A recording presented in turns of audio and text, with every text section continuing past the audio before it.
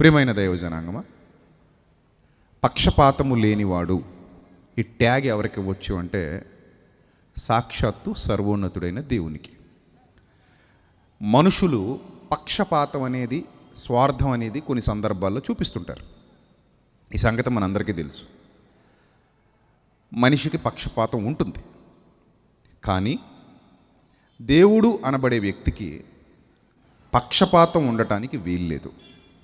తన పర భేదం ఉండటానికి వీల్లేదు. ఆయన అందరినీ సమానంగా చూసేవాడుగా ఉండాలి, అందరినీ సమానంగా ఇష్టపడేవాడుగా ఉండాలి, అందరినీ సమానంగా ప్రేమించేవాడుగా ఉండాలి. ఇవన్నీ మనకు తెలిసినటువంటి కొలతలు, కొలమానాలు. అక్కడ చాలామంది అడుగుతున్నటువంటి ప్రశ్న, దేవునికి పక్షపాతం లేకుండా ఎలా ఉంది? కొందరినేమో పేదవారిగా పుట్టించాడు, కొందరినేమో ధనవంతులుగా పుట్టించాడు. కామన్గా మనం వింటున్నటువంటి ప్రశ్న ఇది, అవునా కాదా? మీరు చెప్పండి. కామన్గా చాలామంది అంటుంటారు, మమ్మల్ని ఏమో పేదోళ్ళుగా పుట్టించాడు, చాలామందినేమో ధనవంతులుగా పుట్టించాడు. వాళ్ళని ధనవంతులుగా ఎందుకు పుట్టించాలి, మమ్మల్ని పేదోళ్ళుగా ఎందుకు పుట్టించాలి? ఇది చాలామంది దేవుణ్ణి అడుగుతున్నటువంటి ప్రశ్న. అంటే వీళ్ళందరూ ఏమనుకుంటున్నారంటే, దేవుడు పుట్టించేది దేవుడే కదా, అన్నీ మనుషులకి ఇచ్చేది దేవుడే కదా, మరప్పుడు ఒకళ్ళనేమో ధనవంతులుగా చేసి ఒకళ్ళనేమో బీదోళ్ళుగా చేసి, వాళ్ళేమో హ్యాపీగా కారులో తిరుగుతుంటే మేమేమో బస్సులో వెళ్ళాలి, మాకు ఎంత బాధగా ఉంటుంది. వాళ్ళేమో హ్యాపీగా ఫ్లైట్లో ఎగురుతుంటే మేమేమో బైక్ మీద పోవాలి, మాకు ఎంత బాధగా ఉంటుంది. సో కాబట్టి దేవుడు ఎందుకు ఇలా చేస్తాడు? దేవుడికి తెలీదా? అంటే దేవుడు పక్షపాతం గలవాడే కదా అనేది చాలామంది యొక్క వాదన. మీరు కూడా ఇది నిజమే అని ఎప్పుడైనా అనుకున్నారా? మీరు ఎవరైనా అనుకున్నారా, అనుకోలేదా? అనుకున్న వాళ్ళు చేయి చూపించండి. ఇది నిజమేనండి, దేవుడు అంతే కదండి, మరి కొంతమందినేమో పేదోళ్ళగా పుట్టిస్తున్నాడు, కొంతమందినేమో ధనవంతులు. అనుకున్నారా ఎప్పుడైనా ఎవరైనా? అనుకున్నా చెప్పరా? అనుకున్నాం, కానీ మేము ఇక్కడ చెప్పడానికి రెడీగా లేమంటారా ఏంది? సరే, ఒకళ్ళు అనుకుని ఉండొచ్చు. నేను కొన్ని విషయాలు చెప్తాను ఈ రాత్రి, లాస్ట్లో అడుగుతాను. ఇవన్నీ విన్న తర్వాత అనుకున్నారా అనుకోలేదా మళ్ళీ అడుగుతాను, అప్పుడు చెప్పండి. అప్పుడు అనుకుంటున్నారా లేదా కూడా చెప్పండి. అంటే ఇప్పుడు ఒకవేళ అనుకోండి, ఇబ్బంది ఏమీ లేదు. నేను లాస్ట్లో మళ్ళీ అడుగుతాను, అప్పుడు ఇంకా అనుకుంటున్నారా, అదే ఆలోచనలో ఉన్నారా, లేకపోతే ఆలోచనలు ఏమైనా మారాయా, అప్పుడు చెప్పండి. సరే, ఇప్పుడు సర్వ ప్రపంచానికి దేవుడు ఒక్కడే అనేది ప్రాక్టికల్ నాలెడ్జ్. ఎందుకంటే ప్రపంచంలో చాలా దేశాలు ఉన్నాయి, దాదాపు 200 పైచీలకు చిన్న పెద్ద దేశాలు ఉన్నాయి. ఈ దేశాలన్నిటిలో మనుషులు ఉన్నారు. ఒకప్పుడు ఒక దేశం నుంచి మరో దేశానికి సమాచారం రావాలంటే చాలా సమయం పట్టేది. ఎందుకంటే అప్పట్లో ఇంటర్నెట్ ఇలాంటివి ఏవి లేవు కనుక అక్కడ ఎలాంటి వారు ఉండేవారో కూడా ఎవరికి తెలియకుండానే చాలామంది ఇక్కడ ఉండి చచ్చిపోయారు. ఇక్కడ ఎలాంటి వారు ఉంటున్నారో, ఎలాంటి పరిస్థితులు ఉంటున్నాయో తెలియకుండా అక్కడ ఉన్న వాళ్ళు చాలామంది తెలియకుండానే బతికి చచ్చిపోయారు. అలా కొన్ని వందల వేల తరాలు గతించిపోయి, ఇప్పుడంటే టెక్నాలజీ వచ్చేసింది కాబట్టి విమానాల మీద ఆకాశంలో ఎగురుతూ కొన్ని గంటల వ్యవధిలోనే దేశాలు దాటి వెళ్ళిపోతున్నారు. కాబట్టి ఏ దేశంలో ఏం జరుగుతున్నా మీడియా రూపంలో మన చేతుల్లోకి వచ్చేస్తుంది. కాబట్టి ప్రతి దేశాన్ని, ప్రతి ప్రాంతాన్ని, ప్రతి దేశంలో ఉన్నటువంటి పరిస్థితుల్ని మనం ఎక్స్ప్లోర్ చేయగలుగుతున్నాం. ఎక్స్ప్లోర్ చేసి చూపించే వీడియోలు వాచ్ చేయగలుగుతున్నాం. తద్వారా మనకంటూ ప్రపంచం గురించినటువంటి ఒక అవగాహన వచ్చేసింది. ఇప్పుడు నేను ఎందుకు ఈ విషయాన్ని మీకు గుర్తు చేస్తున్నానంటే, ప్రపంచంలో దాదాపుగా ఉన్నటువంటి అన్ని దేశాలలో చాలామంది చాలా రకాల విశ్వాసాలు కలిగి ఉన్నారు. ఎవరు ఎన్ని విశ్వాసాలు కలిగి ఉన్నప్పటికీ, ఎవరు ఎంతమంది దైవాలను విశ్వసిస్తున్నప్పటికీ, ఎవరు ఎంతమంది దేవుళ్లను నమ్ముతున్నప్పటికీ, ప్రాక్టికల్ నాలెడ్జ్తో ఆలోచించిన ప్రతి ఒక్కరికి తెలిసినటువంటి వాస్తవం, ఆకాశాన్ని చూస్తుంటే, ఆకాశంలో నక్షత్రాలను చూస్తుంటే, సూర్యుడిని చూస్తుంటే, చంద్రుణ్ణి చూస్తుంటే, భూమిని చూస్తుంటే, ప్రకృతిని చూస్తుంటే, ఈ ప్రకృతి వెనకున్న ప్రభుత్వాలు కాదు, ఉన్నది ఒకటే ప్రభుత్వం. ఎవరో ఒకరే సమస్తాన్ని నడిపిస్తున్నట్టు ఉంటుంది తప్ప వందల వేల మంది ఈ ప్రకృతిని శాసిస్తున్నట్టు, వందల వేల మంది ఈ ప్రకృతిని నడిపిస్తున్నట్టు, వందల వేల మంది ఆ సూర్యుడిని చంద్రుణ్ణి శాసిస్తున్నట్టు మనకి ఎక్కడా కనబడదు. కేవలం ఒకే ఒక్కరు ఈ ప్రకృతి వెనక ఎవరో ఉన్నారు. ఆయనను నమ్మిన వారు దేవుడు అంటారు, నమ్మని వారు ఏదో అనుకుంటారు. ఇక లేకపోతే ఏమీ లేదనుకునేవారు కూడా ఉన్నారు, నాస్తికులు.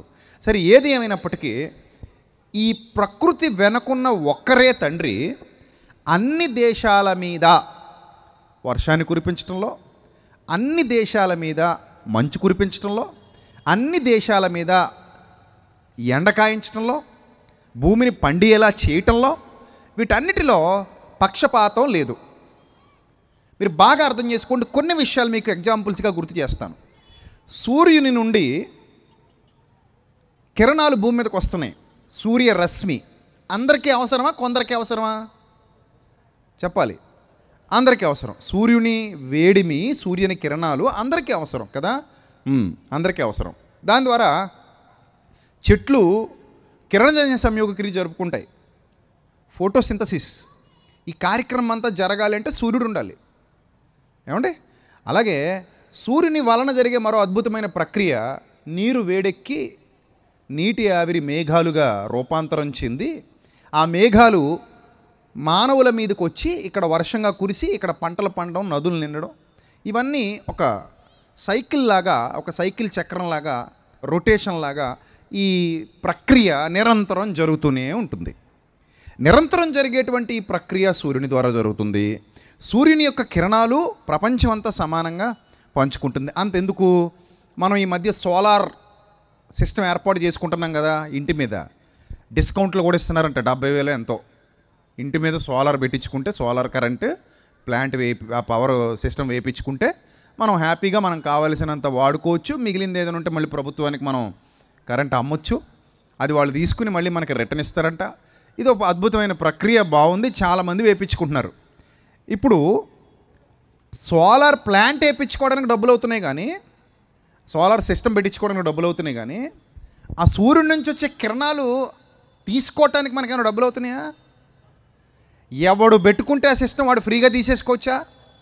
అది ధనవంతుడికైనా ఒకటే న్యాయం, సూర్యుడి దగ్గర పేదవాడికైనా ఒకటే న్యాయం. ఎంతమంది ఒప్పుకుంటారు దీన్ని? అబ్బా, భలే ఒప్పేసుకున్నారండి. ధనవంతుడికైనా ఒకటే న్యాయం, పేదవాడికైనా ఒకటే న్యాయం. ఎవరి దగ్గర? ఎవరి దగ్గర? సూర్యుడి దగ్గర. ఇందులో ఎవ్వడూ కాదనలేడు. నేను బాగా డబ్బులు ఎక్కువ కాబట్టి కొంచెం సూర్యుడికి అంత ఎక్కువ తీసుకుంటాను, నువ్వు బేదోడు కాబట్టి కొంచెం తక్కువ తీసుకో అనడానికి ఎవడూ లేడు. ఇంకా వాస్తవంగా మాట్లాడితే బేదోడే ఎక్కువ సూర్యకాంతి తీసుకుంటాడు, బేదోడికి ఎక్కువ డి విటమిన్ అందుతుంది. ఎందుకంటే బేదోడు సూర్యుని కాంతిలో ఎక్కువ తిరుగుతాడు కాబట్టి డి విటమిన్ ఎక్కువ సప్లై అవుతుంది. సూర్యకాంతిలో ఉంటేనే మీకు డి విటమిన్ వస్తుంది. కనీసం ఒక గంట సూర్యుని వేడి కిరణాలు మనల్ని తాకితే, మన బాడీ మీద డైరెక్ట్ కిరణాలు పడితే ఆ నీరంట, దానివల్ల మన శరీరం విటమిన్ D3 తయారు చేసుకుంటుంది. ఈ విటమిన్ D3 పుష్కలంగా లభించేది ఎండలోనే. అంటే కొన్ని ఆహార పదార్థాల్లో కూడా వస్తుంది, కానీ సమృద్ధిగా మనకు విటమిన్ D3 తయారవ్వాలంటే ఖచ్చితంగా మనం ఎండకు ఫోకస్ అవ్వాల్సిందే. ధనవంతులు ఎప్పుడైనా ఎండలోకి వస్తున్నారా? రావట్లేదు కదా. మరి ఎక్కడ ఉంటారు వాళ్ళు? చక్కగా ఏసీ రూముల్లో ఉంటారు, ఇంకా ఏసీలోనే కాలం గడుపుతారు కాబట్టి ఎండ తగిలే పరిస్థితి ఉండకపోవచ్చు. మరి ఇప్పుడు సూర్యుని వేడిమిని ఎక్కువ వాడుకుంటుంది ఎవరంట? బేదోడేనా? అంటే సూర్యుని నుంచి వచ్చే వేడి పక్షపాతం లేకుండా అందరికీ సమానంగా పంచబడుతోంది. తీసుకున్నోడికి తీసుకున్నంత. అవునా కాదా? తీసుకున్నోడికి తీసుకున్నంత. మనం కూడా ఎంత కావాలో అంత తీసుకుంటాం. ఇప్పుడు సోలార్ ప్రాజెక్ట్ పెట్టినా మన చేతుల్లో ఏమీ లేదు. మనం ఆ ప్యానల్స్ వేసుకుని వెళ్ళిపోతాం, ఎంత కావాలంతా ప్యానల్స్ తీసుకుంటాయి, అక్కడ నుంచి మనకి జనరేట్ అవుతుంది పవర్. ఆ పవర్ మనం యూజ్ చేసుకుంటాం. సోలార్ ప్యానల్ ద్వారా వచ్చినటువంటి పవర్ మనం యూజ్ చేసుకుంటాం. ఈ విధంగా సూర్యుని నుంచి వచ్చే వేడిమి మనందరూ సమానంగా పంచుకుంటున్నాం. మత్తయి సువార్తలో ఒక విచిత్రమైన మాట వ్రాయబడింది దేవుడి గురించి చెబుతూ. మత్తయి సువార్తలో వ్రాయబడినటువంటి ఒక విచిత్రమైన మాట మీరు అందరూ చాలాసార్లు చదువుకునే ఉంటారు ఈ మాట. మత్తయి సువార్త 5వ అధ్యాయం 45. ఆయన చెడ్డవారి మీద మంచివారి మీద తన సూర్యుణ్ణి ఉదయింపజేస్తున్నాడు. చాలు. ఆయన చెడ్డవారి మీద మంచివారి మీద కూడా ఎవరి సూర్యుడు అని రాయబడింది అక్కడ? ఎవరి సూర్యుడు అని రాయబడింది మీరు చదువుకున్న రెఫరెన్స్లో? తన సూర్యుడిని ఉదయింపజేసి, తన సూర్యుడిని ఉదయింపజేసి. తన సూర్యుడు భూమి మీద ఉదయిస్తున్నప్పుడు ఎవరికి ఎంత కావాలో అంత సమానంగా తీసుకుంటున్నారు. ఇప్పుడు మిమ్మల్ని నేను అడుగుతున్నాను, సృష్టి పుట్టిన నాట నుండి ఇప్పటి వరకు ఉన్న సూర్యుడు అందరికీ సమానంగా ఉన్నాడా? కొందరికి ఎక్కువగా, కొందరికి తక్కువగా ఉన్నాడా? చెప్పాలమ్మా, చెప్పాలమ్మా, అందరూ చెప్పాలమ్మా. మీరు ట్రాక్లోకి రావాలంటే మీరు నాతో పాటు వాక్ చేయాలి. నాతో పాటు వాక్ చేస్తేనే మీరు నా ట్రాక్లోకి వస్తారు. లేకపోతే ముందు నేను అడిగిన క్వశ్చన్ మీకు సరిగా అర్థం కాదు. ముందు నేను అడిగిన క్వశ్చన్లో మీరు అందరూ పాస్ అవ్వాలి. అవునన్నయ్య మీరు చెప్పింది కరెక్టే అని మీ చేత నేను అనిపించాలి అంటే మీరు ఖచ్చితంగా నాతో పాటు ట్రావెల్ చేయాలి. మనిషి ఇక్కడే ఉండండి, అట్ ద సేమ్ టైం మనసు కూడా ఇక్కడే పెట్టుకోండి. మనిషి ఇక్కడ పెట్టుకుని మనసు మాత్రం ఇంటి దగ్గర బీరువా మీద పెట్టుకోకండి. ఎక్కడికి పోదు మీ బీరువా, అలానే ఉంటుంది. ఏం కంగారు పడకండి. మీరు దేవుని పని మీద వచ్చారు కాబట్టి దేవుడు కాపాడతాడు. దేవదూతలు కాపలా ఉంటారు మీ బీరువాకి. సో ధైర్యంగా ఉండండి. చెప్పండి, ఇప్పుడు చెప్పండి, సూర్యుడు అందరికీ సమానమా లేకపోతే ధనవంతులకు ఒకలాగా బేదవారికి ఒకలాగా పక్షపాతం చూపిస్తున్నాడా? ఎండలోకి వెళ్ళాం, ధనవంతుడి మాడు కాలిపోద్ది, మన మాడు మాడిపోద్ది కదా. సూర్యుడికి పక్షపాతం ఉందా? ధనవంతుడికైనా అదే మాడిపించడం అలాగే ఉంటుంది, బేదవాడికైనా అలాగే ఉంటుంది. ఎవరిదైనా జ్యూస్ తీసేసుకుంటాడు, జ్యూస్ తాగుతాడు. ఎవరు? సూర్యుడు మంచి మే నెలలో జ్యూస్ తాగేస్తాడు. అప్పుడు మనకు ఆవిరి వచ్చేద్ది. ఇంక ఉండలేమరా నాయన అని చెప్పి ఇంటికి వెళ్ళి పడిపోతాం. ఎందుకు ఉండలేమరా నాయన అని ఇంటికి వెళ్ళి పడిపోయాం? పైనుంచి మనం జ్యూస్ తాగేస్తున్నాడు స్ట్రా వేసుకొని సూర్యుడు. అందులో ధనవంతుడని బేదవాడని ఏ వ్యత్యాసం లేదు. సో ఇక్కడ అదే వ్రాయబడింది. మంచివారి మీద చెడ్డవాళ్ళ మీద కూడా తన సూర్యుడిని ఉదయింపజేస్తున్నాడు అంటే పార్షియాలిటీ ఉందంటారా ఆ దేవుడికి? పార్షియాలిటీ ఉంటే మంచోళ్ళని ఒకలాగా చెడ్డోళ్ళని ఒకలాగా చేయాలి కదా ట్రీట్మెంటు. అలా కాదట. సూర్యుడిని ఉదయింపజేయాలి అనుకున్నప్పుడు మంచి వాళ్ళకి అలాగే ఇచ్చేశాడు, చెడ్డవాళ్ళకి అలాగే ఇచ్చేశాడు. భూమి మీద ఉన్న వాళ్ళందరికీ సమానంగా ఆకాశ వస్తువులు పంచి పెట్టబడ్డాయి. తలకాయ మీద ఉన్న వాటి గురించి మాట్లాడుతున్నాను, తలకాయ కిందకి ఇప్పుడు మెల్లిగా వద్దాం. ప్రస్తుతానికి తలకాయ పైన ఉన్న వాటి గురించి మాట్లాడుతున్నాను నేను. తలకాయ పైన ఉన్న వాటిలో నక్షత్రాలు ఉన్నాయి, సూర్యుడున్నాడు, చంద్రుడున్నాడు, ఇంకా గ్రహాలు ఇవన్నీ ఉన్నాయి, ఆకాశం మేఘాలు ఇవన్నీ ఉన్నాయి.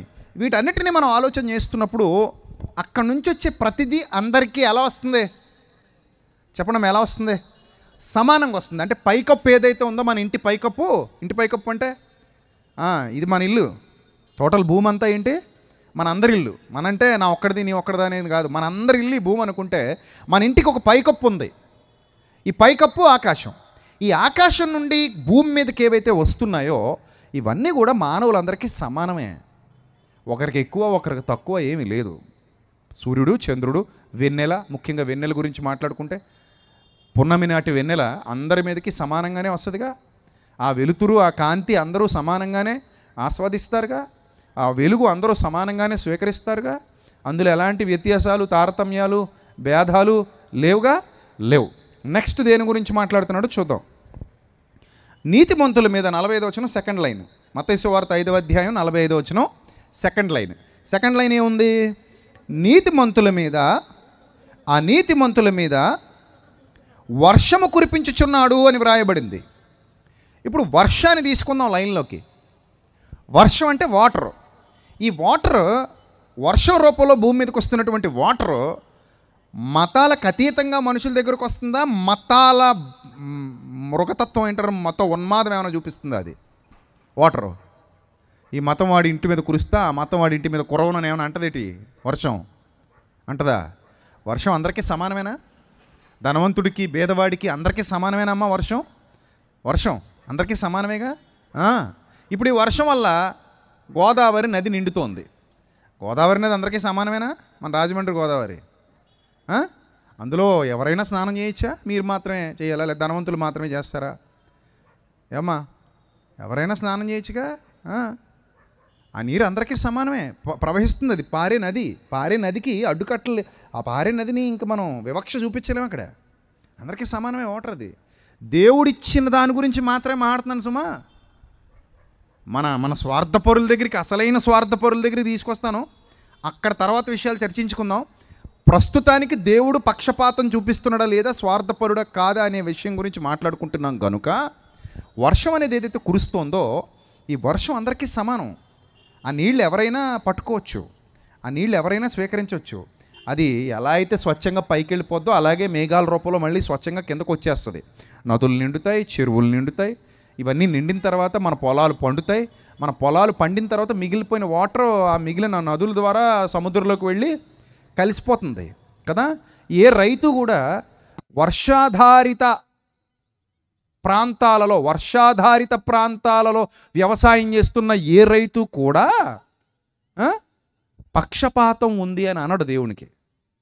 ఎందుకంటే వర్షం కురిస్తే అందరి మీద కురుస్తుంది, నీళ్ళు వస్తే అందరికీ వస్తాయి, పంట పండితే అందరికీ పండుతుంది. ఈ వాటరు పైనుంచి వచ్చే వాటరు అందరికీ సమానమే, పైనుంచి వచ్చే వర్షపు నీరు అందరికీ సమానమే. ఇప్పుడు ఎన్ని అయినాయి మనకి ప్రకృతిలో పంచభూతాల్లో? 2 ఎలిమెంట్స్ అయినాయి. 5 ఎలిమెంట్స్లో 2 ఎలిమెంట్స్ గురించి మాట్లాడుకున్నాం మనం. ఒకటి శూన్యం, స్కై గురించి మాట్లాడుకున్నాం. రెండోది వాటర్ గురించి మాట్లాడుకున్నాం. మూడోది అత్యంత ప్రధానమైన ఎలిమెంట్ గాలి. అత్యంత ప్రధానమైనది ఏంటి? గాలి. మనం ఆకాశం గురించి మాట్లాడేసుకున్నాం, సూర్యుడి గురించి మాట్లాడుకున్నాం. రెండోది నీటి గురించి మాట్లాడుకున్నాం, వర్షం గురించి మాట్లాడుకున్నాం. మూడోది గాలి గురించి మాట్లాడుకుంటున్నాం. గాలి. ఇప్పుడు గాలి ఎవరైనా కొనుక్కుంటున్నారా? పీల్చుకునే ఆక్సిజన్ ఇక్కడ ఉన్న వాళ్ళు ఎవరైనా కొనుక్కుంటున్నారా? ఆక్సిజన్ కొనుక్కుంటున్నామమ్మా మనం? ఏమైనా కొనుక్కోవట్లేదుగా. కానీ పీల్చుకుంటున్నావా లేదా? పీల్చుకోవట్లేదంటారా? అబ్బాయి పీల్చుకోవట్లేదంటే కనుక పాపం నా కోసం ఒక 5 నిమిషాలు ముక్కు నోరు గట్టిగా మూసేసుకొని, గట్టిగా ముక్కు మూసేసుకోండి, తర్వాత నోరు కూడా మూసేసుకోండి, కాసేపు అలా ఒక 5 నిమిషాలు కూర్చోండి. 5 నిమిషాల తర్వాత నేను మళ్ళీ ఆమెన్ అంటాను, అప్పుడు తెరవండి. రెడీయేనా? మూసేద్దామా? అప్పుడు అర్థమవుద్ది మీకు. అమ్మో మూస్తే 5 నిమిషాలు మూస్తే ఏమవుతాం? చచ్చిపోతాం. 5 నిమిషాలు ఉండలేం బాబు మేము. అందుకని ఇప్పుడు మనం ఏం చేయాలి? తెలిసి పీల్చుకుంటాం, తెలియకుండా కూడా పీల్చుకుంటాం, వదులుతాం. ఉచ్ఛ్వాస నిశ్వాసాలు, ఇన్హేల్ అండ్ ఎక్సేల్. ఈ బ్రీతింగ్ ప్రాసెస్ అనేది నిరంతరాయంగా జరుగుతూనే ఉంది. గాలి మీ ముక్కుల లోపలికి చొరబడుతుంది. దాని పేరు ప్రాణవాయువు, ఆక్సిజన్ అంటారు ఇంగ్లీష్లో. ఆ ప్రాణవాయువు మీ ముక్కులలోనికి తనంతట తానుగా చొరబడుతుంది. ఎవరిస్తే వస్తుంది చెప్పండి? పర్లేదు, ఎవరిస్తే వస్తుంది? పక్షపాతంతో ఇస్తున్నాడు అంటారా? చెప్పండి అమ్మా. పక్షపాతం. షెల్టన్ హోటల్లో ఉన్న పెద్ద వాళ్ళకేమో మంచి ఆక్సిజన్ ఇచ్చాడు, ఇక్కడ కూర్చున్న మీ అందరికీనేమో చెడ్డ ఆక్సిజన్ ఇచ్చాడు అని ఏమనుందా? లేదా ఈ రాజమండ్రి సిటీలో ఎవరైతే బాగా ధనవంతులు ఉన్నారో, ఎంపీలు, ఎమ్మెల్యేలు, పెద్ద అధికారులు, మంత్రులు ఎవరైతే ఉన్నారో వాళ్ళకి కాస్ట్లీ ఆక్సిజన్ వెళ్తుందండి వాళ్ళ ముక్కుల్లోనికి. మనకేమో చీప్ ఆక్సిజన్ వెళ్తుందండి. ఇదేమో చీప్ అండి, ఇదేమో కాస్ట్లీ అండి. దేవుడిచ్చే గాలిలో ఎంత పక్షపాతం చూపిస్తున్నాడు అండి. వాళ్ళకేమో మంచి గాలి ఇచ్చాడు, మనకేమో చెడ్డ గాలి ఇచ్చాడు. ఎవరైనా ఉన్నారు ఇక్కడ నేరారోపణ చేయగలిగే వాళ్ళు? పక్షపాతము గలవాడు దేవుడు. వాళ్ళకి మంచి గాలి ఇచ్చి పుట్టించాడు, మమ్మల్ని చెడ్డ గాలిలో పుట్టించాడు అన్న వాళ్ళు ఎవరైనా ఉన్నారా? వాళ్ళకి మంచి ఆక్సిజన్ ఇస్తున్నాడు, మాకు చెడ్డ ఆక్సిజన్ ఇస్తున్నాడు అనే వాళ్ళు ఎవరైనా ఉన్నారా? ఎవరు లేరు. అంటే ఎన్ని విషయాల్లో దేవుడు నిజ నిర్ధారణకు నిలబడితే పాస్ అయ్యాడు? ఎన్నమ్మా? 3. మళ్ళీ మొదటి నుంచి చెప్పండి. ఆకాశం, నీరు, గాలి. అంతే కదా. ఆకాశం, నీరు, గాలి. నీరుందనుకో మీ ఇంట్లో నుయ్యి దవ్వినా నీళ్ళు వస్తాయి కింద ఉంటే, మా ఇంట్లో దవ్వినా వస్తాయి. కొన్ని ప్రాంతాల్లో ఇంటికి ఒక చేతి పంపు ఉంటుంది. ఏదో జస్ట్ కాలువ కింద ఒక 20 అడుగులు 30 అడుగులు వెళ్తే చాలు నీళ్ళు పడిపోతుంటాయి. చాగలనాడు ప్రాంతంలో అయితే ఒక 100 అడుగులు వెళ్ళాల్సి వస్తుంది. మెట్ట ప్రాంతాల్లో 200 అడుగులు వెళ్ళాల్సి వస్తుంది బోర్కి. అదే వాటర్ ఫ్లో బాగున్న కింద ప్రాంతాల్లో, ఈ కాలువ క్రింద ఉన్న ప్రాంతాల్లో, దిగువ ప్రాంతాల్లో ఒక 20 అడుగులు 30 అడుగులు 50 అడుగులకు కూడా మనం పంపు వేస్తే ఏమొచ్చేస్తే దారలో వచ్చేస్తే, జలధార సమృద్ధిగా వచ్చేస్తే వాటర్ అక్కడ కదా. అంటే దీన్ని బట్టి అందులో భేద ధనిక ఏమీ లేదు. వాటర్ అందరికీ సమానంగా దొరుకుతోంది, గాలి అందరికీ సమానంగా దొరుకుతోంది. ఆకాశం నుండి వచ్చే సూర్యుని వేడిమి ధనిక భేద తేడా లేకుండా అందరికీ సమానంగా దొరుకుతుంది. ఇక నాలుగో ఇంపార్టెంట్ ఎలిమెంట్ అగ్ని. మిమ్మల్ని డైరెక్ట్గా అడిగేస్తున్నాను సూటి ప్రశ్న. కాస్ట్లీ అగ్ని, చీప్ అగ్ని, తేడా చెప్పండి నాకు ఇప్పుడు. ఇదేం పిచ్చి ప్రశ్న అన్నట్టు చూస్తున్నారు కదా నా వైపు. ఇదేం పిచ్చి ప్రశ్న. కాస్ట్లీ అగ్ని ఏంటి, చీప్ అగ్ని ఏంటి? నీ మొహం. అగ్ని ఏదైనా అగ్నే. ఏ బొగ్గు కాల్చి పడితే మిగిలేదు చివరికేంటి? బొగ్గే. అది కానీ వచ్చిందా ఆ అగ్ని ఈ అగ్ని లేదు. ఏ అగ్ని అయినా అగ్ని ఏంటి? అగ్నే. కారులో మంటలు వచ్చినా అలాగే ఉంటుంది, బస్సులో మంటలు వచ్చినా అలాగే ఉంటుంది, దీపావళి మందులు పేలిపోయి మంటలు వచ్చినా అలాగే ఉంటుంది, బాంబు పేలినా అలాగే ఉంటుంది, లేదా కిరసనాయిలు పోసినా అలాగే ఉంటుంది, పెట్రోల్ పోసినా అలాగే ఉంటుంది, ఇంకోటి కట్టెలు మండినా అడవి తగలబడినా అలాగే ఉంటుంది. అగ్నికి తన పర ఇది అది భేదమేమీ లేదు. అగ్ని ఏదైనా అగ్నే. అగ్ని అందరినీ సమానంగా కాలుస్తుంది. పేదోడి దేహమైనా ఏం చేస్తుంది? కాలుస్తుంది. పెద్దోడి దేహం అయినా ఏం చేస్తుంది? కాలుస్తుంది. అమ్మో ఈయన బాగా పెద్దోడు కదా, కొంచెం స్పెషల్గా కాల్చాలని ఏం అనుకోదు అది. కొంచెం భయంగా కాల్చాలని ఏం అనుకోదు. అంటే దేవుడిచ్చినటువంటి 4 ఎలిమెంట్స్లో దేవుడు పక్షపాతము లేనివాడు అని నిజ నిర్ధారణ కనబడుతుంది ప్రాక్టికల్గా మన కళ్ళకే. మీరే కాదు, ప్రపంచంలో ఎవరు కాదనలేరు దీన్ని. ఆకాశం, నీరు, గాలి, నిప్పు. ఆకాశం, నీరు, గాలి, నిప్పు. ఈ 4 ఎలిమెంట్స్ దేవుడు మనిషికి సమానంగా ఇచ్చాడు. అందులో ఎప్పటికీ పక్షపాతం ఏమీ లేదు. ఇప్పటికీ అందరికీ సమానంగానే ఇవ్వబడింది. ఎవ్వరూ దేవుణ్ణి నిందించడానికి సరిపోరు. అపోస్తలుల కార్యాలు 17వ అధ్యాయము ఇదే విషయాన్ని బైబిల్ గ్రంథం మరోసారి స్పష్టం చేసింది. అది కూడా చూపిస్తాను మీకు. అపోస్తలుల కార్యాలు 17వ అధ్యాయము 25వ వచనం. ఆయన అందరికీ అన్నాడు. ఇక్కడ అందరికీ పక్షపాతం లేదు. అందరికీ జీవమును, ఊపిరిని, సమస్తాన్ని దయచేయువాడు. Fix, clear. ఆయన అందరికీ నెంబర్ 1 ఏంటది? జీవము అన్నాడు. జీవము అంటే ఏంటది? ఎక్కడుంది? చూపించగలరా మీరు? జీవం అంటే ఎందుకు చూపించలేరు? మీలో ఉన్నది ఇప్పుడు జీవమే. జీవం ఉంది కాబట్టి మీరు నడుచుకుని ఇక్కడ దాకా వచ్చి కుర్చీలో కూర్చోగలిగారు. ఒకవేళ మీరు జీవం లేదనుకోండి, మీరు ఇక్కడ దాకా రారు, మేమందరం కలిసి మిమ్మల్ని మోసుకెళ్తాం. అంతేనా? మరి పాడేగట్టి మిమ్మల్ని తీసుకెళ్తాం, లేదా పెట్టిలో పెట్టి మిమ్మల్ని తీసుకెళ్తాం. ఎప్పుడు?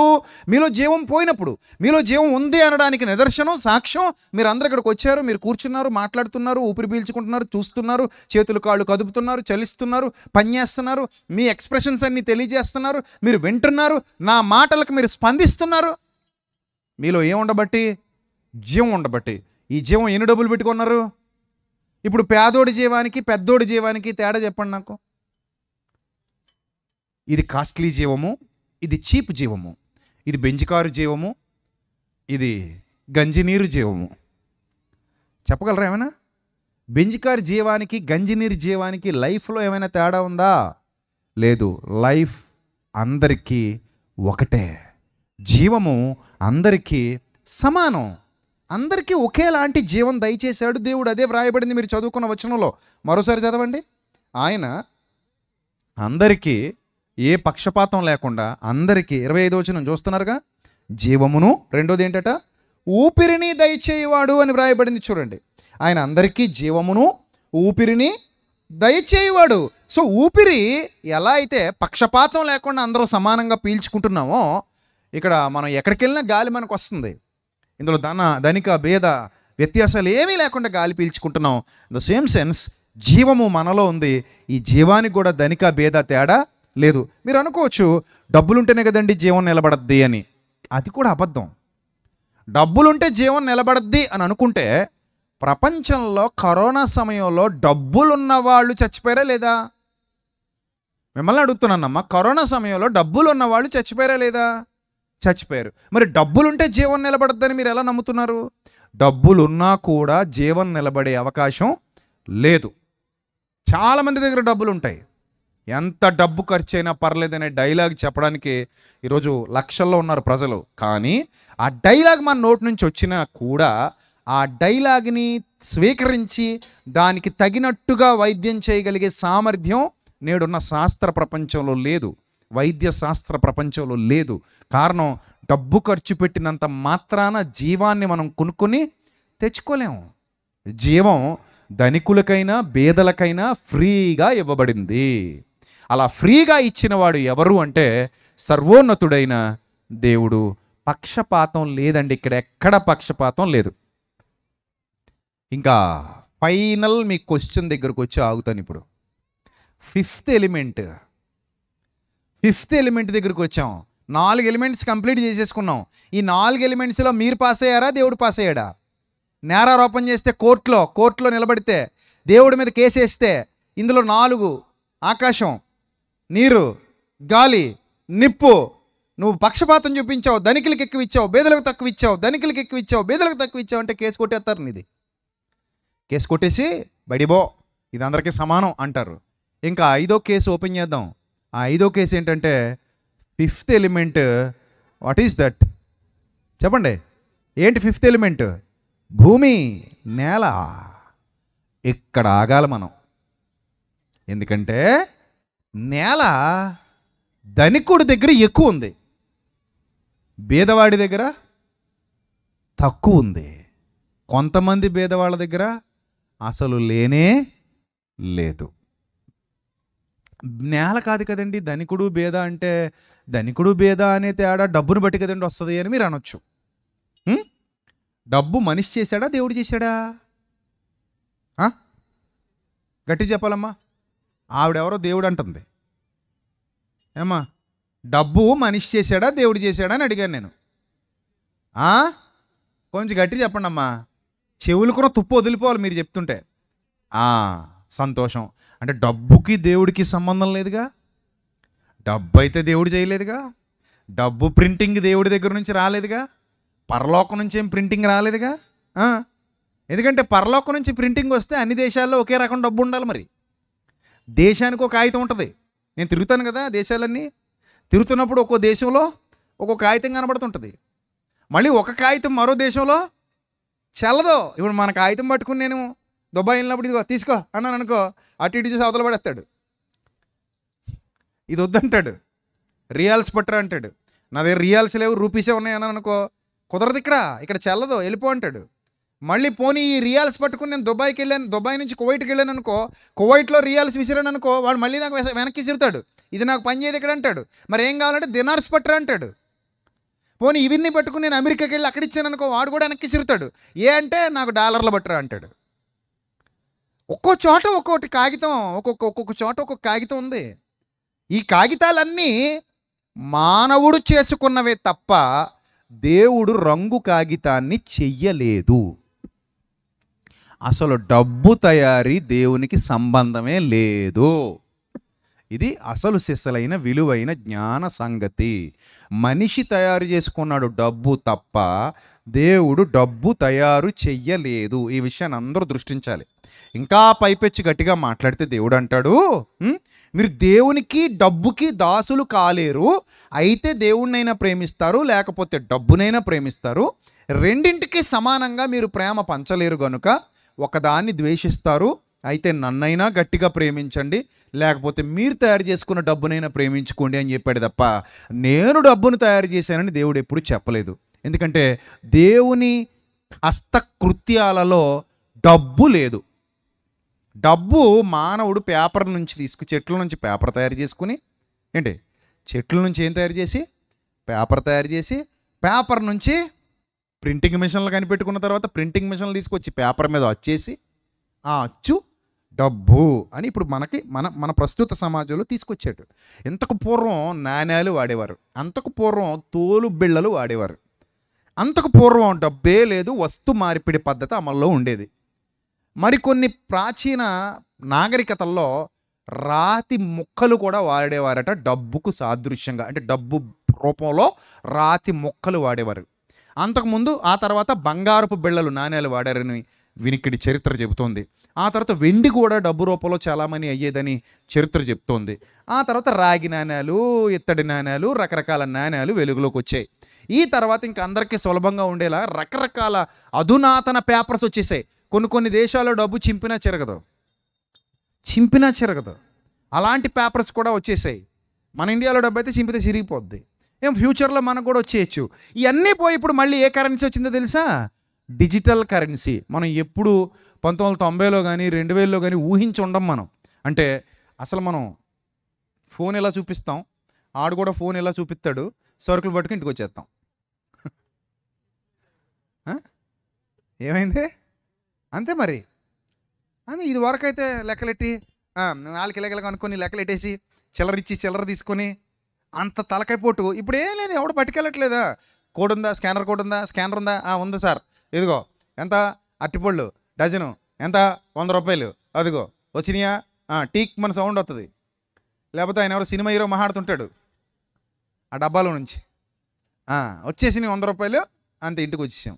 అంటే ఈ కరెన్సీ అనేది ఎన్ని రకాలుగా రూపాంతరాలు చెందుతూ వచ్చిందో, ఎన్ని రకాలుగా మార్పులకు గురవుతూ వచ్చిందో చూస్తే మనకు విషయం అర్థమైపోయింది. డబ్బు ఇన్ని రకాలుగా మారింది అంటే ఇది దేవుడు చేసిన సృష్టి ఏమీ కాదు, అది మనం చేసుకున్నాం. అది మీరు ఏదైతే డబ్బు వాడుతున్నారో ఈ ప్రతి రూపాయి మీరు చేసుకుని ఇప్పుడు వచ్చి ఏమంటున్నారు? ధనవంతుడిని పుట్టించావు, భేదోడిని పుట్టించావు. సరే, అది అలా వదిలేండి, మాట్లాడుకుందాం. భూమి గురించి మాట్లాడుతున్నాం కదా. భూమి, నేల. ఈ నేల ప్రపంచం అంతటికి ఒకేసారి ఇవ్వబడింది. లాంచింగ్ అయిన తర్వాత, భూమి లాంచ్ అయిన తర్వాత, ఓపెనింగ్ అయిన తర్వాత ఒకేసారి ఇవ్వబడింది. ఒకేసారి ఇవ్వబడినప్పుడు ఈ భూమి మీద ఉన్నది ఎంతమందో తెలుసా? ఎంతమంది? మీకున్న పరిజ్ఞానంతో చెప్పండి, బైబిల్ పరిజ్ఞానంతో ఎంతమంది ఉన్నారు భూమి మీద ప్రారంభంలో? 2. వాళ్ళ పేర్లేంది?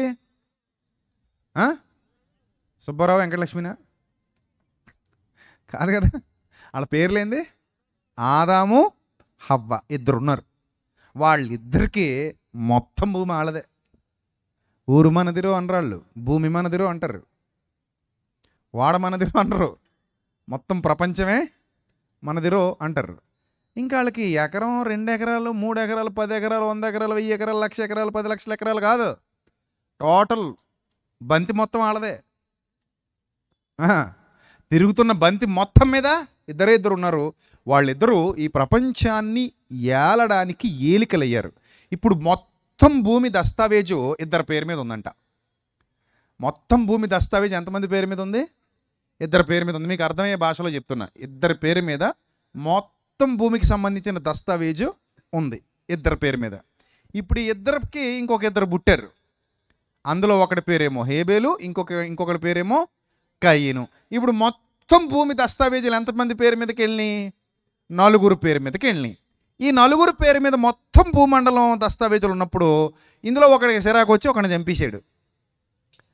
ఇప్పుడు మొత్తం ఎంతమంది పేరు మీదకి వెళ్ళినాయి? 3 పేరు మీదకి వెళ్ళినాయి. ఈ 3లో నుంచి మరలా కొంతమంది పుట్టుకురావడం అలా విస్తరించి ఒక 100 మంది పంచుకున్నారు, తర్వాత 1000 మంది పంచుకున్నారు, తర్వాత 10,000 మంది పంచుకున్నారు, తర్వాత 50,000 మంది పంచుకున్నారు, తర్వాత 1,00,000 మంది పంచుకున్నారు, తర్వాత 10 లక్షల మంది పంచుకున్నారు, 20 లక్షల మంది, 30 లక్షల మంది, 40, 50, 60, 70, 80, 90, 1 కోటి మంది పంచుకున్నారు. అంటే అక్కడితో ఆగలా. పంచుకునేవాడు పంచుకుంటూ చచ్చేవాడు చస్తూ, పంచుకుంటూ చస్తూ ఇప్పుడు ఎంతమంది పంచుకున్నారో తెలుసా? ప్రజెంట్ ఇప్పుడు నువ్వు ఉన్న రోజుకి 800 కోట్ల మంది పంచుకున్నారు. ఇద్దరి దగ్గర మొదలైంది, ఎంతమంది పంచుకున్నారు? 800 కోట్ల మంది పంచుకున్నారు. ఈ పంచుకునే వాళ్ళందరూ పంచుకొని ఉంచుకొని వెళ్ళిపోకుండా నెక్స్ట్ ఏం చేశారంటే, ఇప్పుడు నేను పంచుకుంటున్నాను కదా, నేను పంచుకున్నది నేను చస్తూ నా కడుపున పుట్టినోళ్ళకే ఇచ్చిపోతా అనే రూల్ పెట్టుకున్నారు. ఇప్పుడు ఈ రూల్ మీరు అందరూ ఫాలో అవుతున్నారా? ఈ క్వశ్చన్ చేసిన వాళ్ళందరూ ధనవంతులు ఎందుకు పుడిచాడు, భేదం ఎందుకు పుడిచాడు, అలా ఎందుకు పుడిచాడు అన్నారు కదా ఇందాక. మీరు అందరూ ఈ రూల్ ఫాలో అవుతున్నారా? మీ ఆస్తి ఎవరికి ఇస్తారు చెప్పండి, ముందు అప్పుడు మాట్లాడుకుందాం. మీ ఆస్తి ఎవరికి ఇస్తారు చెప్పండి, అప్పుడు మాట్లాడుకుందాం. మిగిలిన విషయాల తర్వాత మాట్లాడుకుందాం. మీ ఆస్తి ఎవరికి ఇస్తారు? నాకేనా? నాకు కదా. ఎవరికి ఇస్తారమ్మా మీ ఆస్తి? మీ పిల్లలకే. మీ పిల్లలకి ఎందుకు ఇవ్వాలమ్మా? పక్కింటి పిల్లలకి వచ్చుగా. అసలే ఇందాక నుంచి అభ్యుదయ భావాలతో రగిలిపోతున్నారు, చాలా ఉత్కంఠతో మాట్లాడుతున్నారు. దేవుడు ఏంటండి ధనవంతులు పుట్టించాడు, బేదోళ్ళని మమ్మల్ని బేదోళ్ళుగా అన్నారు కదా. మరి పాపం మీ ఆస్తి బేదోళ్ళకి ఇచ్చేయచ్చుగా, లేని పిల్లలకి ఇచ్చేయచ్చుగా. మీకున్న ఆ ఇల్లు పొలం ఎంత ఉంటే అంత, ఆ బండి కారు ఆటో, ఆ చెవిలీలు, ఆ సూత్రాలు, ఆ చైన్లు ఇచ్చేయచ్చా? ఇచ్చేస్తారా? ఎవరెవరు. ఎందుకంటే మనం ఒక చట్టాన్ని చేసుకున్నాం, మనందరం ఇష్టపూర్వకంగా చేసుకున్నాం, ఇంక్లూడింగ్ మీ. ఆ చట్టానికి నేను కూడా బాధ్యుడినే, ఆ చట్టం కిందే ఉన్నాను నేను కూడా. మనందరం ఒక చట్టాన్ని చేసుకున్నాం. ఆ చట్టం ఏమిటంటే నువ్వు సంపాదించుకున్నది నీదే, దాంతోపాటు మీ అమ్మా నాన్న సంపాదించింది కూడా నీదే. ఇప్పుడు మీ తాతగారు 100 ఎకరాలు సంపాదించారు అనుకుందాం. నువ్వు 100 ఎకరాలతో పుట్టావా అది చెప్పు నాకు. ఆదాం ఎలా పుట్టాడో నువ్వు అలాగే పుట్టావా? నా పాయింట్ అర్థమైంది అనుకుంటున్నాను నీకు. మీ తాతగారు 100 ఎకరాలు సంపాదించుకుని ఉన్నాడు అప్పటికే. నువ్వు మీ తాతగారికి పుట్టావు, అంటే మీ నాన్నగారికి పుట్టావు, మీ తాతగారికి మాత్రం 100 ఎకరాలు ఉన్నాయి అప్పటికే అనుకుందాం కాసేపు. ఇప్పుడు మీ నాన్నగారికి నువ్వు పుట్టే సమయానికి నువ్వు 100 ఎకరాలు కలిగి పుట్టావా, ఆదాము పుట్టినట్టే పుట్టావా? ఎలా పుట్టావు? ఆదాము పుట్టినట్టే పుట్టావు. ఇంకో క్వశ్చన్, నువ్వు పుట్టే సమయానికి నీకు 100 ఎకరాలు ఆస్తుందన్న సంగతి నీకు తెలుసా? పుట్టిన వెంటనే తెలుసా? తెలీదు. పోనీ 2 ఏళ్ళు వచ్చాక తెలుసా? 3 ఏళ్ళు వచ్చాక తెలుసా? తెలీదు. మరి ఎప్పుడు తెలిసింది? ఒక 5, 6, 7 కూడా సరిపోదు. 7కి కూడా ఏం చెప్పరు, ఎందుకంటే మా అబ్బాయికి 7 అది కాదు, ఏం తెలియదు. ఎప్పుడు తెలుస్తుంది? ఓ 11, 12 మీద పడేసరికి, అరే నువ్వేం మామూలు అనుకుంటున్నావా, మీ తాతకు 100 ఎకరం ఉందరా, మీ తాత గట్టిగా పోగేశాడు. మీ తాత ఏం చేశాడు? గట్టిగా పోగేశాడు. ఎక్కడ పడితే అక్కడ నొల్లుకు వచ్చేసాడు, దాచేశాడు, దోచేశాడు, స్విస్ బ్యాంకుల్లో కూడా దాచాడు మీ తాత. మొత్తం పోగేసి పోగేసి పోగేసి ఇక్కడ పెట్టాడు.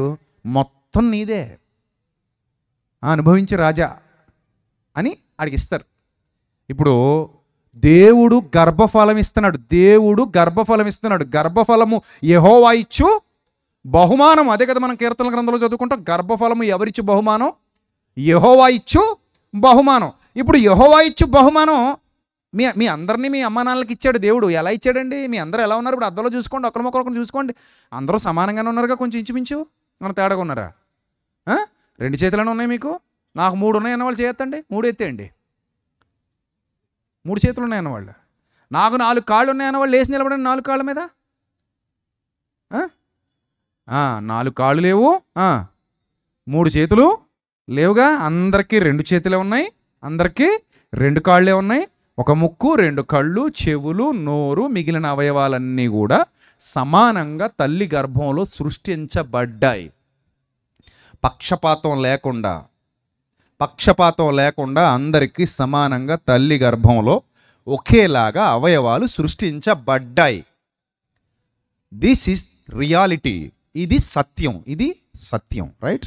సో ఎవడో ఒకడు ఈ సమాజాన్ని మోసగించో, లేకపోతే చీట్ చేసి, లేదా అక్రమార్జన చేసి, అన్యాయంగా డబ్బులు సంపాదించి కొన్ని వేల 100 కోట్లు దాచుకొని లోపల పెట్టుకుంటే, ఆ తర్వాత వాడి కడుపున ఎవరు పుడతారో వాడికి కూడా తెలీదు. అమ్మాయి పుట్టొచ్చు, అబ్బాయి పుట్టొచ్చు. నియామకం, పద్ధతి.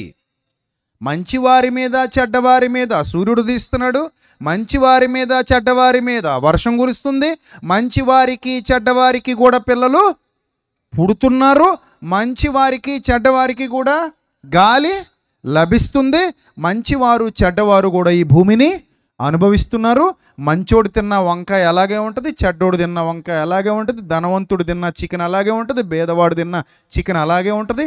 వండుకునే విధానంలో ఏమైనా తేడా ఉండొచ్చేమో కానీ రా మెటీరియల్కి వచ్చేసరికి అందరికీ సమానమే. కానీ ధనిక భేదాలనే తేడాలు ఎందుకు వచ్చాయంటే, దోచుకునేవాడు దోచుకుంటున్నాడు, దోచబడుతున్నవాడు దోచుకొనబడుతున్నాడు కనుక పేదోడు పేదోడయ్యాడు, డబ్బున్నోడు అయ్యాడు. ఈ ధనిక బీద అనే తేడా మానవులు సృష్టించుకుంటే వచ్చింది తప్ప దేవుడు సృష్టిస్తే వచ్చింది కాదు. This is the reality. ఒకళ్ళు దేవుడే సృష్టిస్తే వచ్చింది అనుకుంటే పంచభూతాలలో 4 దగ్గర ఎక్కడా లేనిది కేవలం ఈ ఒక్కదాని దగ్గరే ఎలా వచ్చింది మీరు ఎప్పుడైనా ఆలోచించారా? ఆలోచిస్తే అసలు మీకు ఆ డౌటే రాకూడదు, నన్ను అడగకూడదు. నేను అడిగినప్పుడే మీరు కన్విన్స్ అయిపోవాలి. కానీ మీరు కన్విన్స్ అవ్వకుండా 2-3 చేతులు ఎత్తారు. అవునండి, దేవుడు ధనవంతులను పుట్టిస్తున్నాడు, భేదవాళ్ళని పుట్టిస్తున్నాడు. నీకు విషయం చెప్పనా? నువ్వు బాగా ధనవంతుడు అయ్యాక పెళ్లి చేసుకో, దేవుడు నీ కడుపును కూడా ధనవంతుడినే పుట్టిస్తాడు. నా పాయింట్ అర్థమైందా నీకు? నువ్వు బాగా ధనవంతుడు అయిపోయి అప్పుడు ఏం చేసుకో? పెళ్లి చేసుకో. అప్పుడు పిల్లల్ని కను. నీ కడుపుని ఎవరు పుడతారు ఇప్పుడు? చెప్పి ఎవరు పుడతారు? ధనవంతులు పుడతారు. ఇంకో పని కూడా చెయ్యి, ఉన్నదంతా ఆరిపోయి ఏమి లేకుండా రోడ్డు మీదకి వచ్చేయి, కోటిపల్లి బస్ స్టాండ్ దగ్గర అడుక్కోవటం మొదలెట్టు. అప్పుడు ఎవరైనా అడుక్కునే అమ్మాయి నేను పెళ్లి చేసుకుంటే పెళ్లి చేసుకో, 2 కలిసి పిల్లల్ని కనండి, మీ కడుపును అడుక్కునే వాళ్ళే పుడతారు. పాయింట్ అర్థమైందా మీకు? మీరు అడుక్కునే వాళ్ళు అయితే మీ కడుపున అడుక్కునే వాళ్ళు పుడతారు, మీరు ధనవంతులు అయితే మీ కడుపున ధనవంతులు పుడతారు, మీరు మధ్యతరగతి వాళ్ళు అయితే మీ కడుపున మధ్యతరగతి వాళ్ళు పుడతారు. మీకు పుట్టే వాళ్ళకు ఆ క్యారెక్టర్ ఇచ్చేది మీరే. పుట్టేవాళ్ళను దేవుడు యథార్థముగా, నమ్మకముగా, సమానముగానే పుట్టిస్తున్నాడు. దేవుడు ధనవంతులుగా ఎవరిని పుట్టించట్లా, ధనం నువ్వు సంపాదించుకుంటావు. దేవుడు భేదవారిగా ఎవరిని పుట్టించట్లా, డబ్బులు నువ్వు పోగొట్టుకుని నువ్వు భేదవాడి అవుతావు. ఒక మాట మనం రియల్గా మాట్లాడుకుంటే, పుట్టినప్పుడు తెచ్చుకున్నది లేదట, పుట్టినప్పుడు తెచ్చుకున్నది లేదట, చచ్చినప్పుడు తీసుకుపోయేది. ఇది వాస్తవం కదా. మరి నువ్వు ధనవంతుల్ని భేదల్ని పుట్టిస్తున్నాడని ఎలా చెప్పగలిగావు? ఏ నోటితో చెప్పగలిగావు? ఇంత గొప్ప వాస్తవం బైబిల్లో ఉందా లేదా చూడండి. తిమోతికి రాసిన మొదటి పత్రిక ఎంత గొప్ప వాస్తవం బైబిల్లో ఉందో లేదో ఒకసారి చూడండి. తిమోతికి రాసిన మొదటి పత్రిక 6వ అధ్యాయము 7వ వచనం. తిమోతికి రాసిన మొదటి పత్రిక 6వ అధ్యాయము 7వ వచనం చదవండి ఒకసారి. ఏముందో బైబిల్ గ్రంథంలో?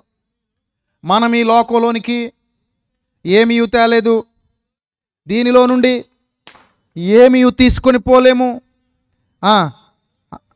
అన్న వస్త్రములు గలవారమై ఉండి వాటితో తృప్తి పొంది ఉందాం, ధనవంతులగుటకు అపేక్షించువారు. అంటే ఇక్కడికి వచ్చాక మీరు ధనవంతులు అవ్వాలి, లేదా మిమ్మల్ని ధనవంతులుగా మీ తాత ముత్తాత మీ డాడీ మీ మమ్మీ చెయ్యాలి.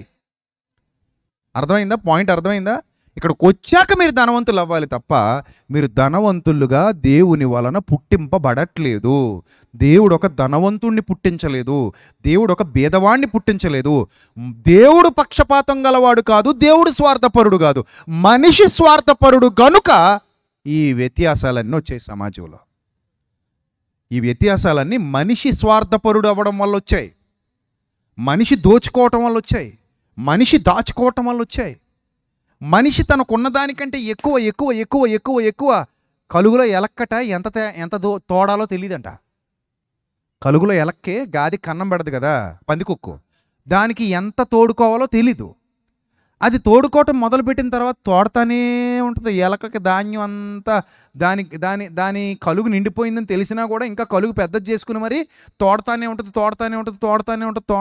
అదంతా తినలేదు, అది దానికి తెలీదు నేను ఇంత తినలేనని, కానీ తోడుతుంది. ఇన్ ద సేమ్ సెన్స్ మనుషులు కూడా సంపాదించిందంతా సంపూర్తిగా అనుభవించగలుగుతారా? ఒక వ్యక్తి ఒక సామెత చెప్తాడు, కంచంలో పెట్టించుకుంటారట, పెట్టించుకున్నదంతా తినేస్తావమ్మా అని అడిగితే తినేస్తానండి ఇంకా పెట్టండి అంటారట. పక్కకెళ్ళి కూర్చుంటారు, పక్కకెళ్ళి కూర్చొని తినడం మొదలు పెడతారు. అలా తినడం మొదలుపెట్టిన తర్వాత కడుపు నిండటానికి పేగు ఉబ్బడానికి ఒక సమయం ఉంటుంది. అంటే 10 ముద్దలకో 20 ముద్దలకో 30 ముద్దలకో పొట్ట నిండిపోద్ది. నిండిపోయిన తర్వాత ఆకలి చచ్చిపోద్ది. ఆ కంచంలో ఉన్నది సిరాగ్గా కనబడుద్ది. అప్పటిదాకా కంచంలో ఉన్నది ఎలా కనబడింది? అద్భుతంగా కనబడింది, ఆకర్షణీయంగా కనబడింది.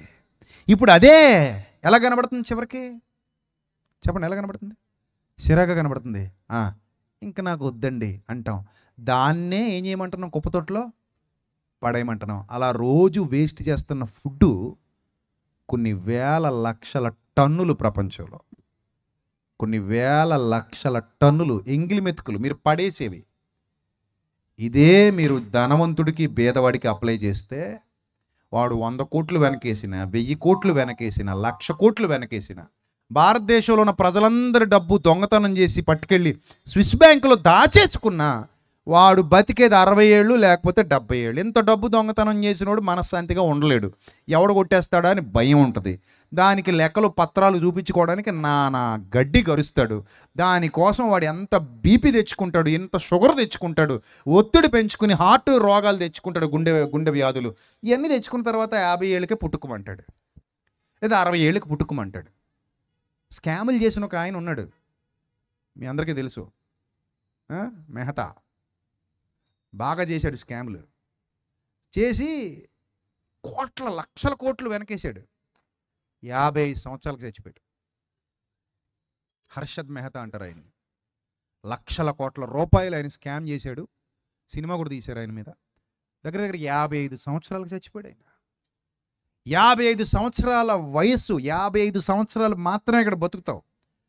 50 సంవత్సరాలు, రోజుకు 3 పూటలు తింటావు అంతే. అందులో 50 సంవత్సరాలు మాత్రమే బతుకుతావు. 50 సంవత్సరాలు మాత్రమే బతికి నువ్వు లక్షల కోట్ల రూపాయలు వెనకేసావు అంటే దానికి ఏమనాలి నేను? కానీ నువ్వు పుట్టింది లక్షల కోట్లతో పుట్టలా.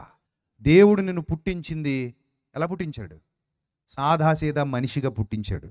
నువ్వు ధనవంతుడు అయ్యావా, భేదవాడి అయ్యావా, ప్రయోజకుడు అయ్యావా, పనికిమాలినోడు అయ్యావా, మంచోడు అయ్యావా, చెడ్డోడు అయ్యావా, నువ్వు తీసుకున్న నిర్ణయాల మీద ఆధారపడి ఉంటుంది తప్ప దేవుడు నిన్ను మంచోడుగాను పుట్టించలేదు, చెడ్డోడుగాను పుట్టించలేదు, భేదోడుగాను పుట్టించలేదు, ధనవంతుడుగాను పుట్టించలేదు, నీతిమంతుడుగాను పుట్టించలేదు, అనీతిమంతుడుగాను పుట్టించలేదు.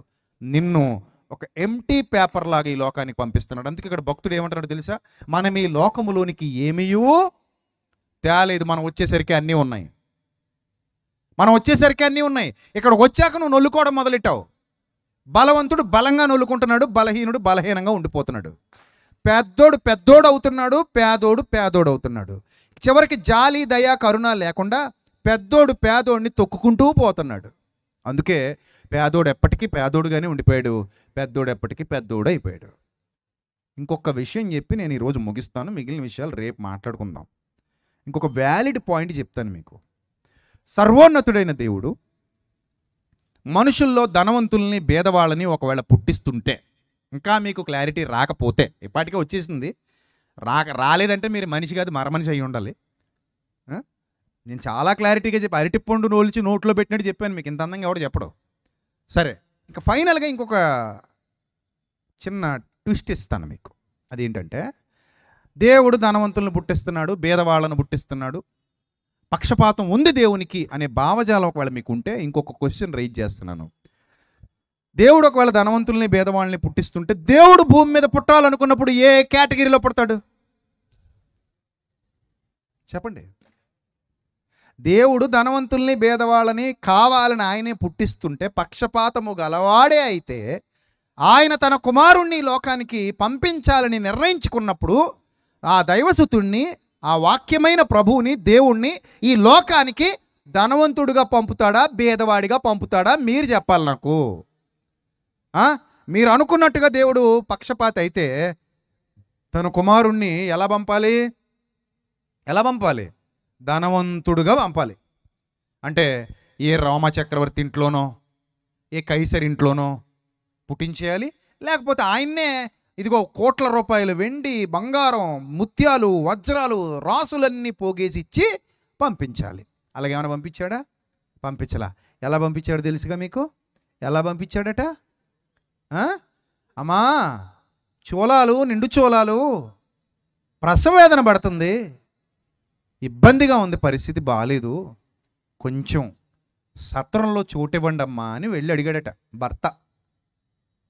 సత్రంలో కొంచెం చోటు ఇవ్వండి అని అడిగితే ఇవ్వలేదు. అంటే అప్పటికే కనేసింది, బిడ్డను చేతెత్తుకుని ఎక్కడికి వెళ్ళింది? సత్రానికి వెళ్ళింది. సత్రానికి వెళ్తే చోటు ఇవ్వలేదు. ఇందుకే ఆమె ఎక్కడికందే తెలీదు, ఎక్కడికందో తెలీదు. సత్రంలో కూడా కనలేదు, ఎక్కడో కనేసింది. ఇక ఎక్కడా చోటు దొరకక సత్రంలో కూడా చోటు దొరకక చివరికి ఎక్కడికి వెళ్ళి పడుకోబెట్టారు ఆ బిడ్డను తీసుకెళ్ళి? పశువుల తొట్టిలో పడుకోబెట్టారు. చివరికి చివరికి చివరికి మీ పిల్లల్ని పశువుల తొట్టిలో పడుకోబెడతారా? మీలో ఎవరైనా చేయొద్దండి, మా బిడ్డ పుట్టగానే పశువుల తొట్టిలో పడుకోబెట్టాం అన్నోళ్ళు చేయొద్దండి అమ్మా, చూస్తాను. ఎంత భేదోడైనా, కటిక భేదోడైనా ఎక్కడ పడుకోబెడతాడు? కనీసం ప్లాస్టిక్ ఉయ్యల్లో కదా, కనీసం గుడ్డ ఉయ్యల్లో, కనీసం ఒక గుడ్డతో కట్టిన ఉయ్యల్లో పడుకోబెడతాడు. అలాంటిది ఒక బిడ్డను తీసుకెళ్ళి పశువుల తొట్టిలో పడుకోబెట్టారంటే ఆ పశువుల తొట్టిలో ఆయనకి ఏమి సుఖం ఉంటుంది, ఏమి సంతోషం ఉంటుంది? అలాంటి పశువుల తొట్టిలో ఒక బిడ్డను పెట్టాల్సిన పరిస్థితి వచ్చింది అన్నప్పుడే మీరు ఆలోచన చేయాలి, మీరందరూ ఆలోచన చేయాలి, దేవుడు పక్షపాతి కాడు. ఆయన ఈ భూమి మీదకి తన కుమారుణ్ణి పంపించినప్పుడు, వాక్యమైన దేవుడు ఈ భూమి మీదకి వచ్చినప్పుడు, ఆయన శరీరధారిగా ఈ భూమి మీద అడుగుపెట్టినప్పుడు తనను తాను రిక్తునిగా చేసుకున్నాడని వ్రాయబడింది గ్రంథంలో. తనను తాను ఎలా చేసుకున్నాడట? రిక్తునిగా. రిక్తుడు అంటే అర్థం తెలుసా మీకు? ఏమీ లేనోడు. మీకు ఒక విషయం చెప్పనా? ఇక్కడ కూర్చున్న మీ అందరికంటే కూడా యేసు ప్రభు ఈ భూమి మీద బ్రతికినప్పుడు 33.5 సంవత్సరాల్లో మీ అందరికంటే కూడా తక్కువగానే బతికాడు, కాదనగలరా? బైబిల్ చదివిన వాళ్ళని అడుగుతున్నా. బైబిల్ చదవలేని మొద్దులకి ఇంకేమీ తెలియదు అనుకోండి, వాళ్ళు ఎలాగంటే అలాగే, మీరు ఏంటంటే అటే అలా ఉంటారు. కానీ బైబిల్ చదివిన వాళ్ళని అడుగుతున్నాను, మీకంటే గొప్పగా బతికాడా యేసు ప్రభు? మీకంటే తక్కువ స్థితిలో బతికాడా? మీరు చెప్పండి. బైబిల్ చదివిన వాళ్ళు చెప్పండి. మాకంటే తక్కువగానే బతికాడండి అన్న వాళ్ళు చేయొద్దండి. మాకంటే తక్కువ స్థితిలోనే బతికాడండి, మేము చరిత్ర మొత్తం చదివాం, అధ్యయనం చేసాం, సువార్తలన్నీ చదివాం, ఎక్కడా కూడా మాకంటే గొప్పగా బతికినట్టు లేదు, మాకంటే తక్కువగా బతికాడన్న వాళ్ళు చేయొత్తాలి. చూసారు? బైబిల్ చదివిన వాళ్ళు అందరూ ఒప్పుకుంటారు, ప్రపంచ క్రైస్తవులు అందరూ ఒప్పుకుంటారు. ఎందుకో తెలుసా? నక్కలకు బొరియలు ఉన్నాయి, ఆకాశ పక్షులకు గూళ్ళున్నాయి, మనుష్య కుమారుడు తలవాల్చుటకైనను స్థలము లేదు. నేను అందుకే పాటలో రాశాను, కలిగినవన్నీయు ఆయన లేకుండా కలుగలేదట, అయినా సత్రమున చోటు దొరుకుట సాధ్యపడలేదట, ఆకాశములను పరచిన వానికి ఆయన తనయుడట, పశువుల తొట్టెలో శిశువై పరుండుట ఎంత ఘోరమట. చూసారు? అంత గొప్ప ప్రభు పక్షపాతం గలవాడైతే ధనవంతులను ఒకలాగా భేదంలో ఒకలాగా పుట్టించేవాడైతే ఆయన ధనవంతుడిగా పుట్టాలి కదండి. మీకంటే కూడా హీనంగా బతికాడు ఆయన ఈ భూమి మీద, మనందరికంటే కూడా హీనంగా బతికాడు ఆయన ఈ భూమి మీద. నక్కలకు బొరియలు ఉన్నాయి, ఆకాశ పక్షులకు గూళ్ళు ఉన్నాయి, మనుష్య కుమారుడు తలవాల్చుకోవడానికైనా స్థలం లేదు. ఒక్క మాట చెప్పనా? యేసుప్రభు వారు 33.5 సంవత్సరాల కాలంలో ఆయన ఆస్తి ఏంటి తెలుసా? ఆయన ఆస్తి ఆయన వేసుకున్న అంగి ఒకటే. పచ్చి నిజం ఇది, పచ్చి నిజం. యేసుప్రభు వారు 33.5 సంవత్సరాలు ఈ భూమి మీద బతికారు, ఒక్క అంగి ఒకటే అయింది. ఆయన వేసుకున్న అంగి మాత్రమే అయింది, మిగిలింది ఏమీ ఆయనకి లేదు. ఆ అంగీతోనే, ఆ జత బట్టలతోనే ఆయన జీవితాన్ని గడిపేశారు. ఆ ఒంటి మీద ఉన్న జత, అది పోతే మరో జత, అంతే. ఆ జతే ఆయనతో ఉండే జత. మరణంలో, మరణ సమయంలో అది కూడా లాగేసుకున్నారు దౌర్భాగ్యులు. ఆయన వస్త్రములు చీట్లు వేసి మరి ఏం చేశారట? పంచుకున్నారట.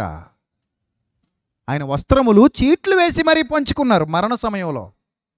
ఇప్పుడు ఆయన రిక్తుడయ్యాడు, ఏమీ లేదు ఆయనకి, ఏమీ లేదు. ఏమీ లేకుండా వచ్చాడు, ఏమీ లేకుండా వెళ్ళిపోయాడు. రుజువు చూపించాడు ప్రపంచానికి, నేను పక్షపాతిని కాన్రా నాయన. ఒకరినొకలాగా చూసే క్యారెక్టర్ నాది కాదు. ధనవంతుడిని ఒకలాగా, బేదోడిని ఒకలాగా పుట్టించి పాలించి సంబరపడిపోయే క్యారెక్టర్ కాదు. పైశాచికత్వం లేదు నాలో.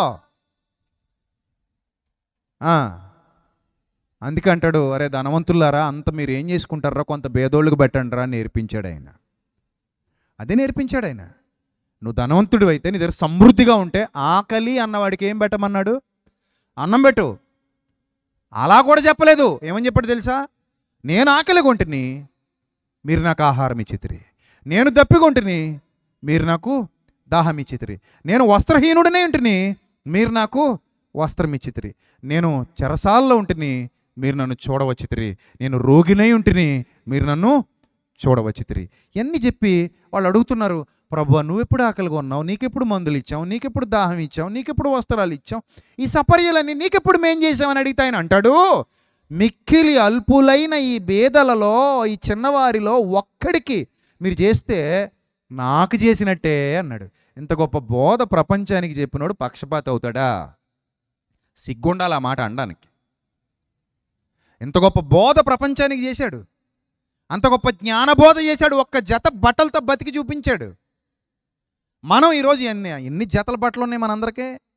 బీరువాలు నిండిపోయి మనకి. ఎవరికి తక్కువ ఉన్నాయి చెప్పండి? నాకు మీకు మనందరికీ ఎన్ని ఉన్నాయి జతలు? బోలెడు జతలు. పండగ వచ్చిందంటే రేపు పొద్దున మళ్ళీ డిసెంబర్ వచ్చింది మళ్ళీ కొనేస్తాం, ఉన్నా సరే. కొన్నాయన్నీ కట్టెడుతామేంటి? కట్టం, మళ్ళీ కొనేస్తాం. అదో జబ్బు మనకి.